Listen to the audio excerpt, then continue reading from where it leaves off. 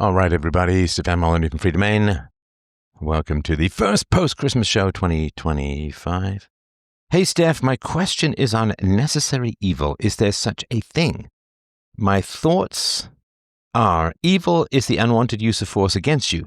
But say you push someone out of the way from getting hit by a car.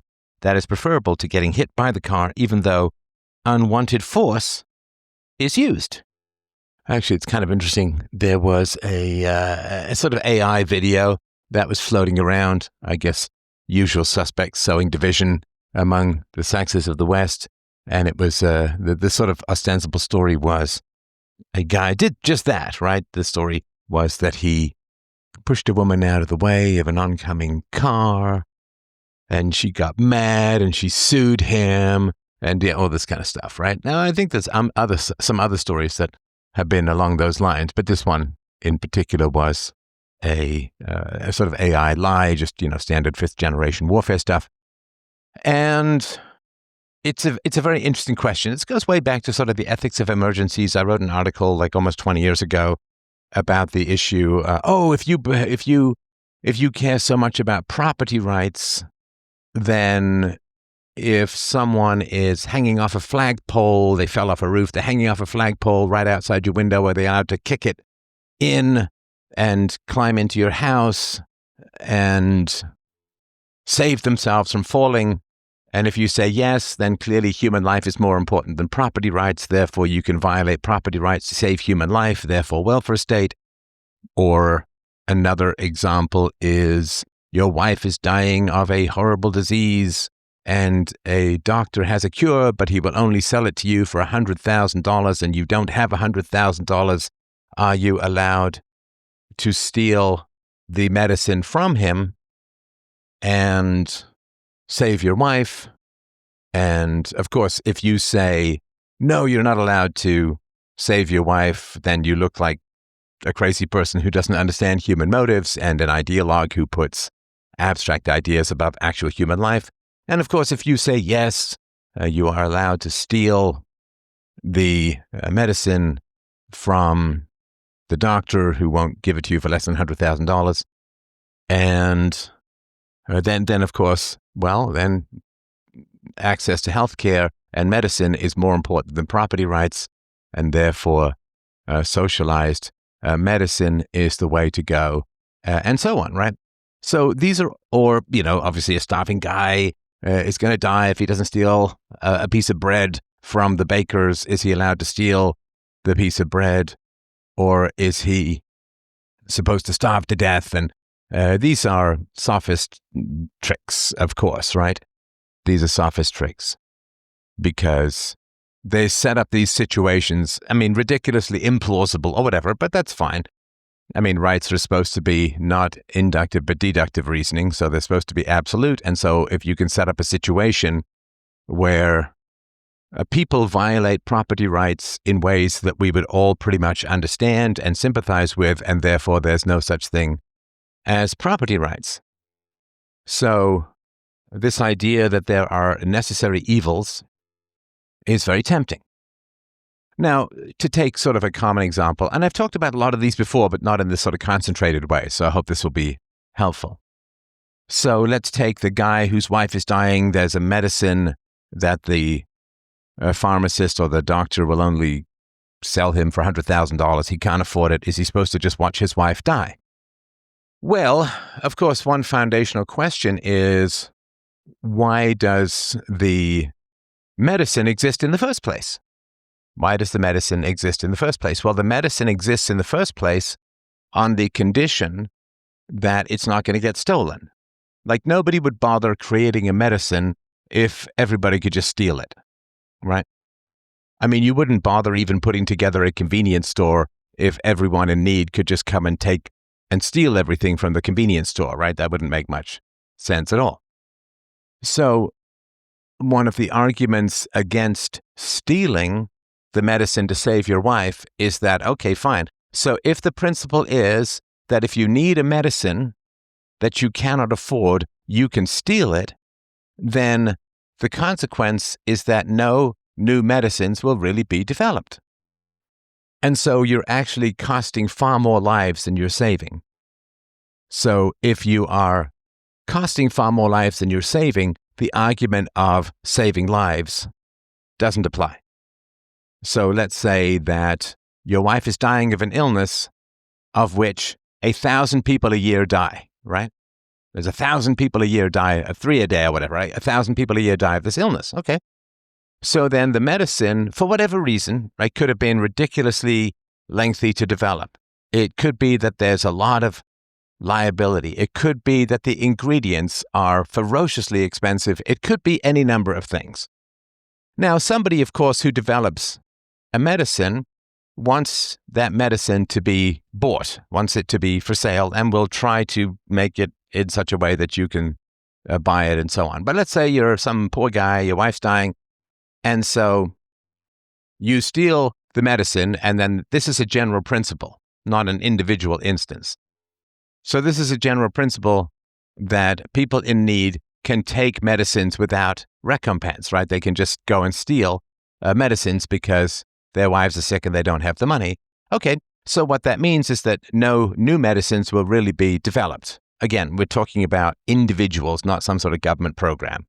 So if you say, well, you can justly steal medicine if your wife is dying and you can't afford the medicine, all that means is that no new medicines will be developed. And of course, if somebody develops a medicine and the cheapest they can sell it for is $100,000, then they did that on the assumption that people wouldn't just steal it from them. So the medicine only exists because of property rights. So if you violate property rights, then what will happen is no new medicines will be developed. And if the doctor knew in advance that his medicine was going to just be taken by people who were in need, he never would have developed it. And therefore, you are not saving this one person's life. You are costing 1,000 people their lives every year, right? So it's always the IQ test, right? Always the IQ test, or the G test, general intelligence test, is the visible benefits versus the hidden costs. And, the one woman whose life is saved because the medicine is stolen is an obvious, visible benefit. The hidden costs, of course, as you understand, right? The hidden costs are the tens or hundreds of thousands of people who will die because no new medicines are being developed, because all the new medicines are just being stolen by people who can't afford them. So nobody's going to bother investing in new medicines, right? You're just going to have them stolen. And let's say that, for a medicine to cost $100,000, it must have cost hundreds of millions of dollars to develop, right? To test and so on, to market. And so nobody is going to bother investing $100 million or more in developing a medicine if poor people are just going to steal it. And therefore, you are not saving one life, you are costing tens or hundreds of thousands of lives. So all of this stuff is just it's a test for low IQ. Like the people who they're just mysteriously showing up on X for me, which is all the people saying that, the billionaires are stealing from you, as opposed to the government who takes your money by force and can literally have the next generation or even the last generation born $1 million or $2 million or $3 million in debt because of national debts and unfunded liabilities. No millionaire can do that. The government can print money and devalue the currency. Millionaires cannot print their own currency. Billionaires cannot print their own currency, and so on, right? So it's just an IQ.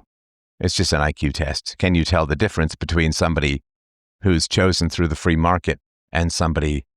It's sort of like saying hot girls are stealing, like hot, smart, funny girls are stealing the husbands of dumb, ugly women. Well, no, they're not really in the same ballpark. They're not really, right? And of course, but this is a zero-sum game to a large degree, and economics, not a zero-sum game, right? This is another IQ test, is if someone has more, does that mean automatically that someone else has less? Right? That's just an IQ test. If you think that billionaires have more because poor people have less, then you don't understand economics. If you think that you just save someone's life by allowing poor people to steal medicine, you just save someone's life and there's no cost, no downside, no negatives, that's an IQ test, right? So there was kind of a debate, more of a throwing your hands in the air between Malcolm, the fellow I debated a couple of weeks ago on spanking, between Malcolm and some woke reporter, and the woke reporter was saying that there's no genetic differences at all between ethnicities or races or whatever, right?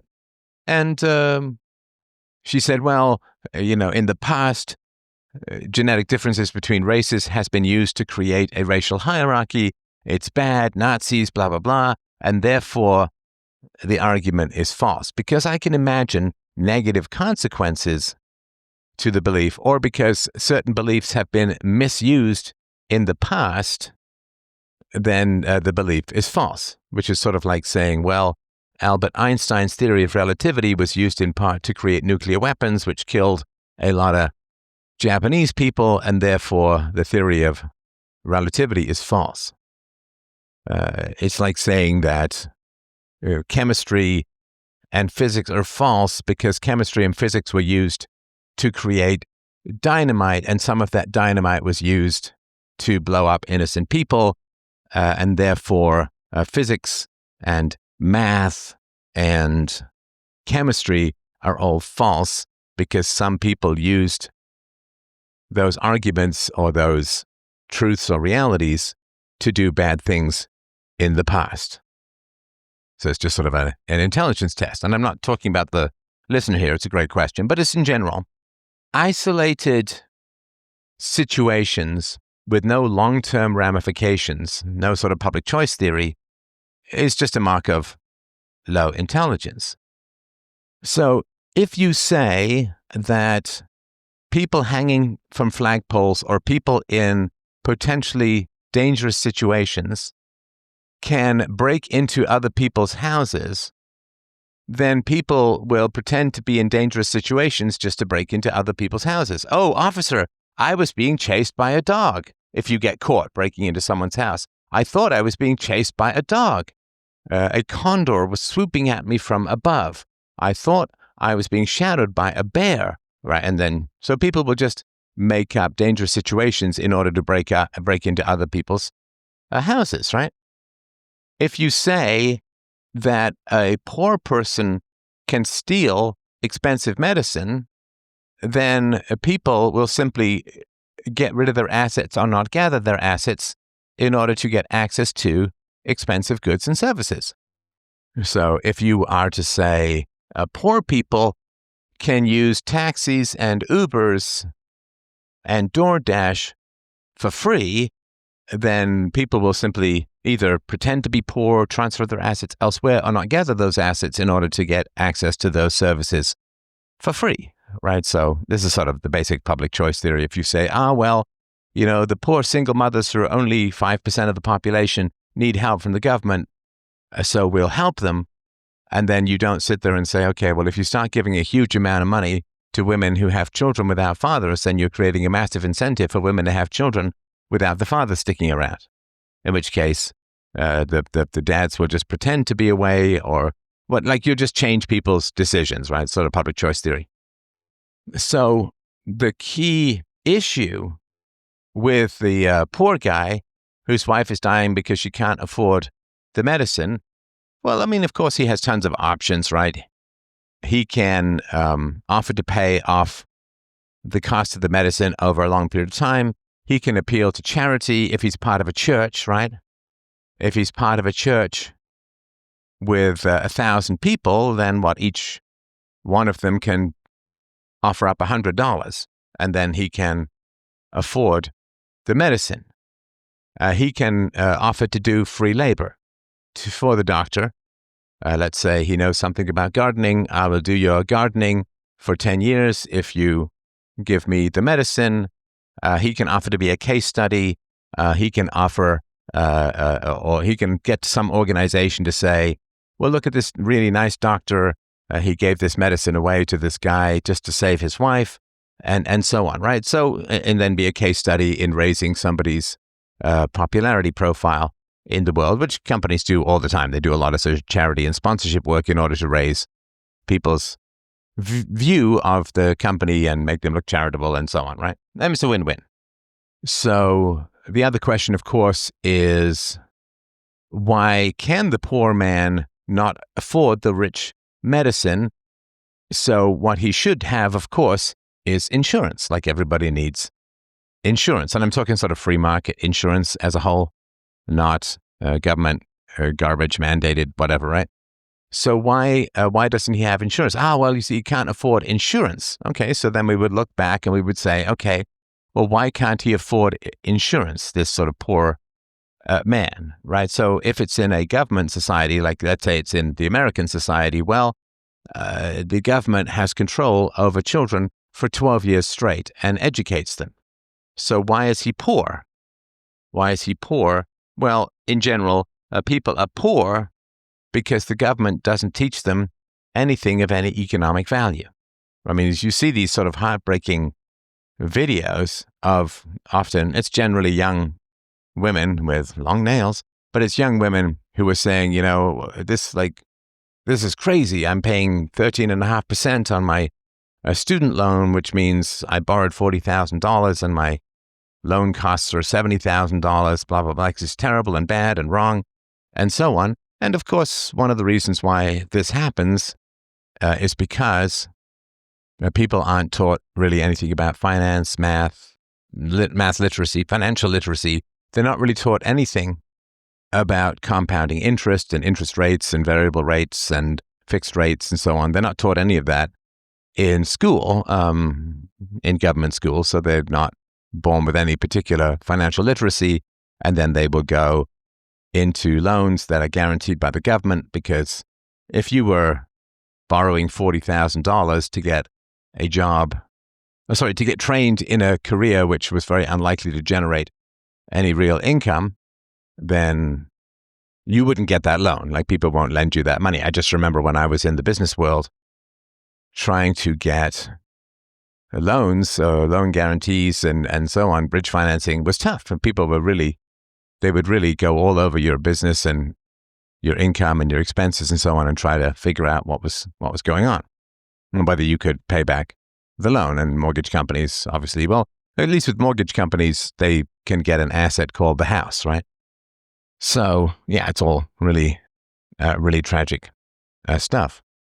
So why is the guy so poor that he can't afford, even over a 20-year payment schedule at a few percentage points of interest, why can't he afford a $100,000 loan? Or why isn't he part of any group that he can give charity to? Or why doesn't he have health insurance? Like, these are sort of important questions. Now, it could be, of course, that the man in question is just not smart, right? He could have an IQ of 80. His wife maybe has an IQ of 80, and they just never really thought about insurance, and they can't really make much money, and so on. And of course, I certainly would have and do have a lot of sympathy for that.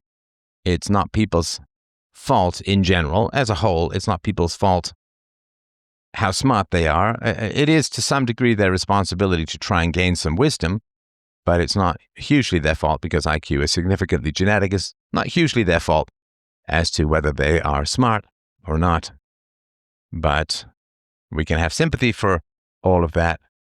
But again, the problem is that if you say, well, people with an IQ of 80 or below should be given infinite charity, then people will just pretend to be dumb, and they'll do purposefully badly on any IQ test and then get all these free resources. So, whatever you sympathize with, if you're not dealing with the problem of mimicry, then you're not dealing with anything that any intelligent person would focus on, right?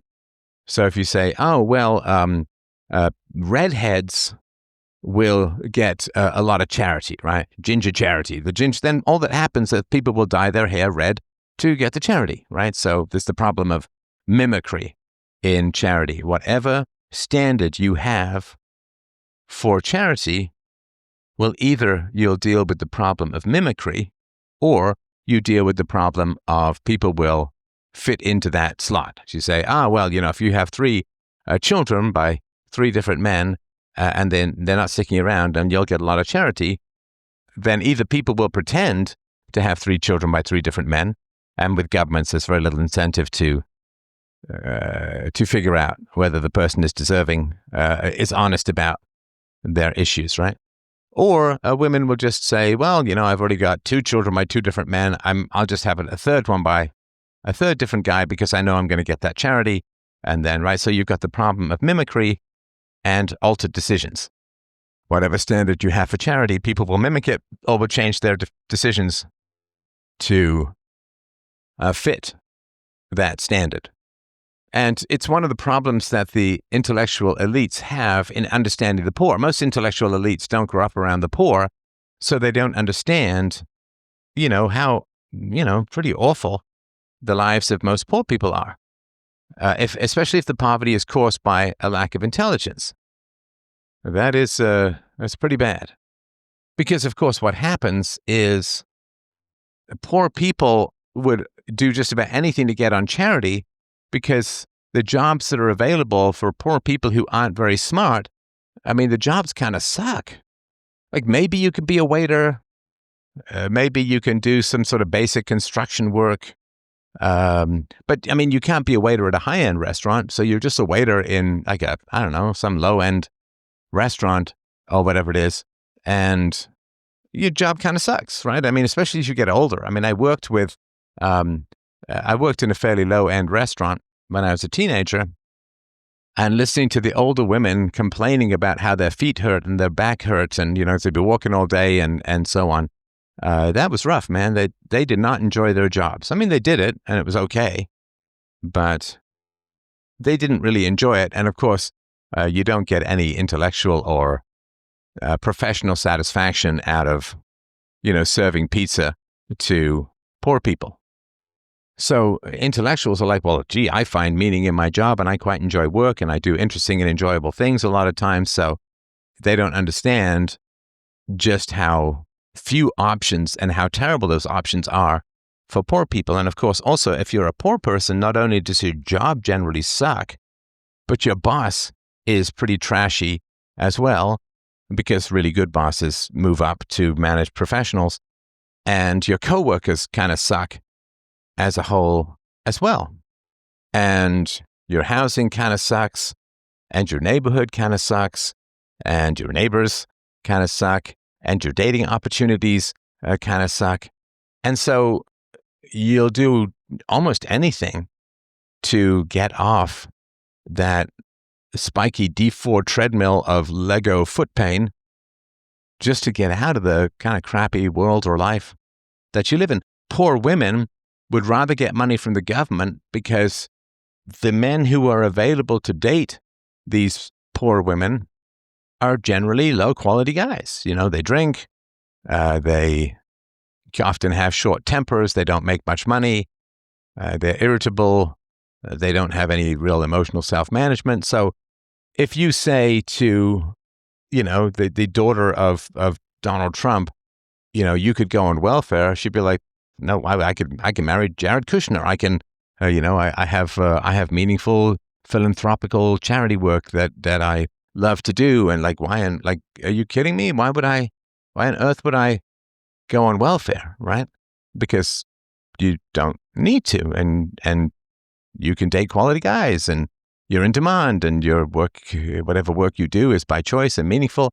And so it's hard for people who grow up in privilege to understand just how desperate poor people are to escape all the trappings of being poor, which a lot of times they're unable to do for various reasons. Could be health reasons, could be IQ reasons, could be, just being stuck and unable to get away from a really bad family. Because this is another thing that happens with poor people, is that with poor people, particularly people who aren't smart, or the family is not smart, they're just constantly making an endless series of obviously bad decisions. Obvious to the outside and obviously not obvious on the inside. But, they keep getting involved. They drink too much. They get angry and throw down their tools and walk off the job with no savings. They take drugs. They sleep around. They drive motorcycles too fast in the rain. They just do things that aren't smart. And their kids do things that aren't smart. So you're just constantly careening like some silver pinball machine from hell. You're just bouncing off one problem to another problem. They smoke. They don't exercise. They're obese. And so they get health issues and bad backs and diabetes. And then there's this chaos and this expense and that expense and this problem. It's just endless stuff. Again, I don't want to pull any sort of class unprivilege, but I did grow up in these kinds of environments, and it is chaotic. It is terrible, and it's just nonstop. Someone is always, so-and-so, they didn't shovel their sidewalk, and they slipped and they fell. Now they've broken their arm, and they can't work, and blah, blah, and it's just chaos and mess and problems all the time, like all the time. Oh no, Janie's pregnant again, or whatever it is, right? So-and-so got fired because he got drunk and showed up to work with a hangover and still had alcohol on his breath. And so it's just constant, relentless series of bad decisions and bad choices and all of that, unwise things. And that, of course, is debilitating for people. It's really tough to get out. Of course, the moment you start making any money, if you're from a sort of poor neighborhood or you have a poor clan or poor extended family, the moment you start making any kind of money, everyone just kind of swarms you. Oh, I need this debt paid off. Oh, gambling problems. And it's just, they'll just hoover up any excess resources that you might have, in general, not to, I got this great business idea and blah, blah, blah. Because, everybody who's broke imagines themselves as a genius entrepreneur.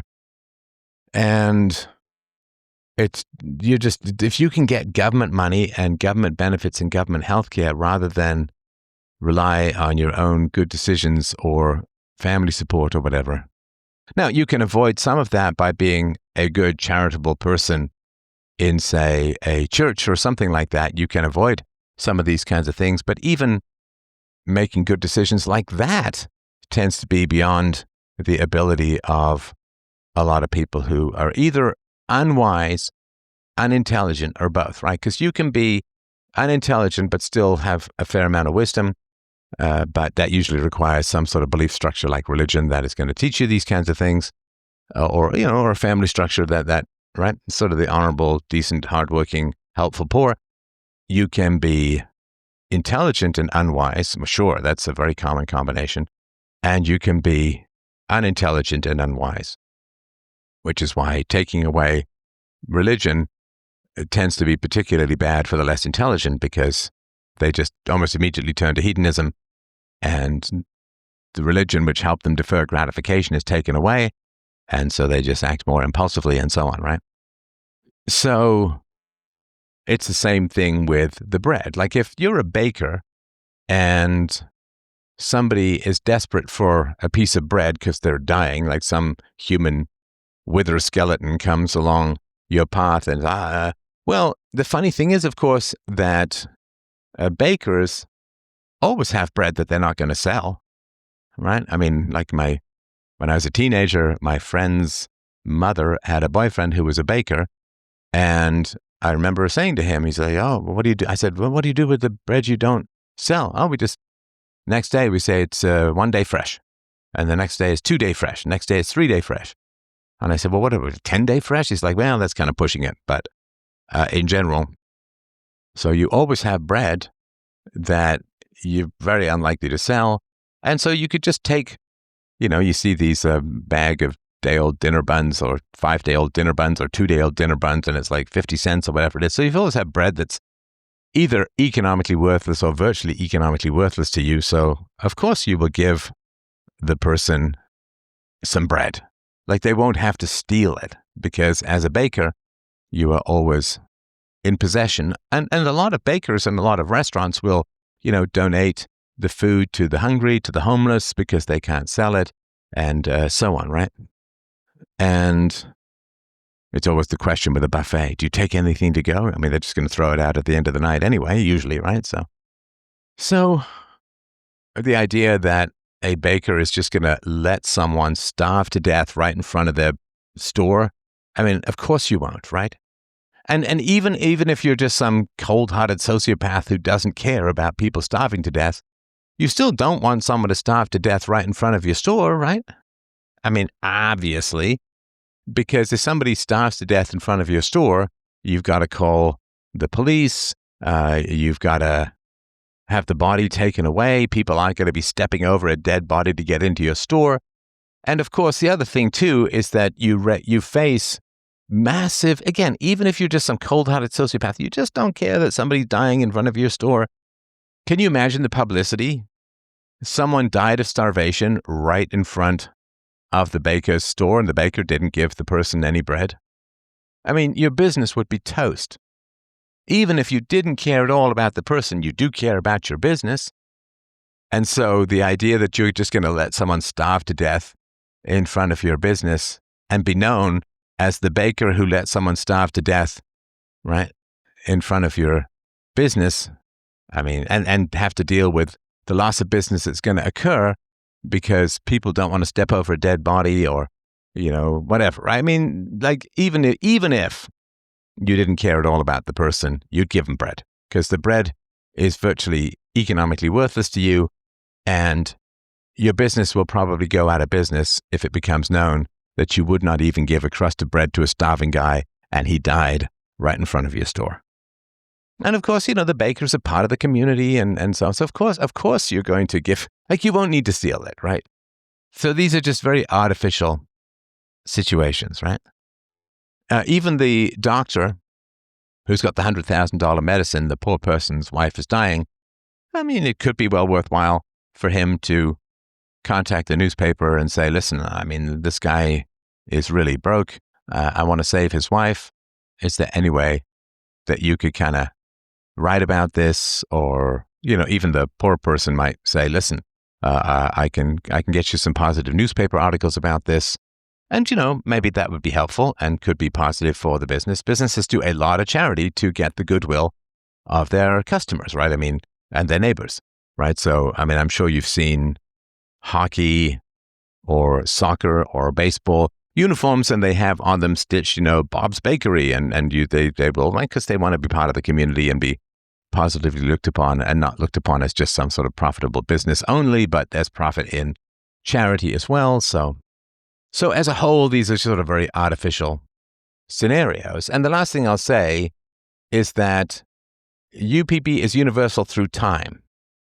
UPB is universal through time. And what that means is the timing of consent is not foundational, right? So let's say that some guy's dying and he comes across a bread cart and the guy is away. He's gone to the washroom or, whatever. And the bread is just there and he takes a piece of bread and gnaws on it and this has him not die. Has he stolen? Don't know. A guy's hanging from a flagpole, kicks in a window, climbs to safety inside someone's apartment. Has he done a break and enter? Nope. I don't know. And I would argue almost certainly not. The guy has almost certainly not stolen the loaf of bread or the crust of bread or the piece of bread or whatever from the cart where the baker is away.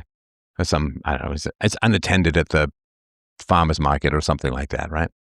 But of course, if somebody comes staggering in as a human skeleton and dying of hunger, staggers into some farmer's market, like everybody would drop what they're doing to help that person, of course, right? I mean, I don't know what kind of weird universe people live in, but that would happen.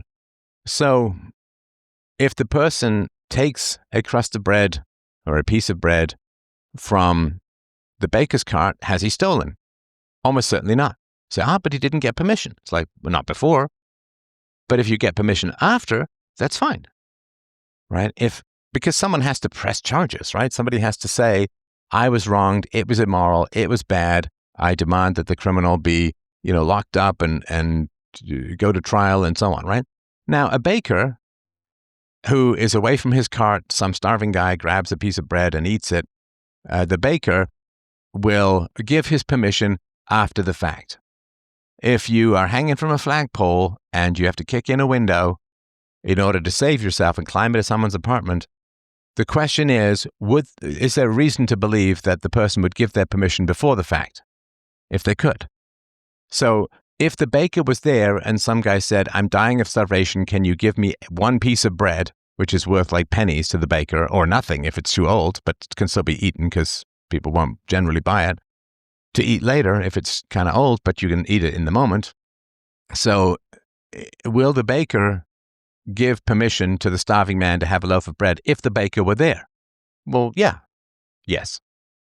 Would the person who owns the apartment give you permission if he could? If you phoned him and said, I'm about to die, do you mind if I kick in your window and save myself? The person would say yes. And even if you have some psycho who later says no, then you would not be prosecuted because you would have every reason to believe the person would say yes. Like if there's a life jacket on a boat that's unattended on a dock and somebody's dying, drowning, and they need a life jacket thrown to them. Let's say there's a bunch of people, none of them swim. Someone falls into the water and they're drowning and nobody can go in to save them because they can't swim either. Can they grab the life jacket and throw it to the person who's drowning? Well, sure. Because if the boat owner was there and they asked for permission, the boat owner would certainly give it. So you have every reason to believe that the boat owner would give permission. You say, yes, but there could be 1 in a million boat owners who doesn't. It's like, yeah, but they still won't get prosecuted, right? Because what matters in morality is what actually happens in the world. And if you grab a life jacket from some boat owner to save a child who's drowning, and the boat owner tries to press charges, he would simply get laughed out of court. Like, not only laughed, people would be full of contempt and consider him psycho. Like, there would be no rational court that would say, oh, yeah, well, you should definitely be prosecuted for grabbing an unused, unattended life jacket and throwing it to a drowning child. That's theft, and you should definitely be prosecuted. Like, there is zero rational court system that would pursue that case.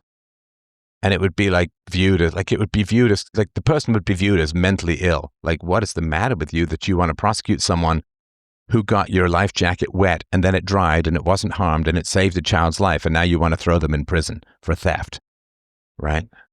Like, what do you mean some guy stole, quote, some guy took a piece of bread without your permission because he was starving to death? Like, what do you mean? Right? It's sort of like the story of somebody who's lost in the woods and they come across a cabin with food in it and it's unlocked. Can they go in and take a can of food and use a phone? Like maybe there's a satellite phone or something in there. Well, of course they can, right? Because if they could phone the person who owned the cabin and say, listen, I'm starving to death. Can I go into your cabin and get a little food? People would say, well, yeah, of course you can, right? So it's not theft if you have reason to believe that the person would give permission ahead of time. It's not theft. It's also not theft if it will never be prosecuted. Like in no sane universe would someone be prosecuted for using a life jacket to save a child without the permission of the life jacket owner, especially if they returned it and so on, right? Like in no sane universe. So it will never happen that that person would be prosecuted. So it is not theft if permission is given after the fact, if you have every reason to believe that permission would be given, if permission could be asked. And also, it's not theft even if permission is not granted after the fact, if that would be considered the mark of a crazy person, and it would never be prosecuted in any way, shape, or form. So anyway, I hope that makes sense. Don't worry about these kinds of issues. They are not extremist tests of property rights. They are just average tests of people who aren't particularly smart, like these sort of gotchas. I mean, the gotcha is you're too dumb to understand secondary effects. It's not your fault, but people shouldn't be taken seriously in this area. All right. Thank you, everyone, so much. We'll talk to you soon. freedomain.com/donate. Bye.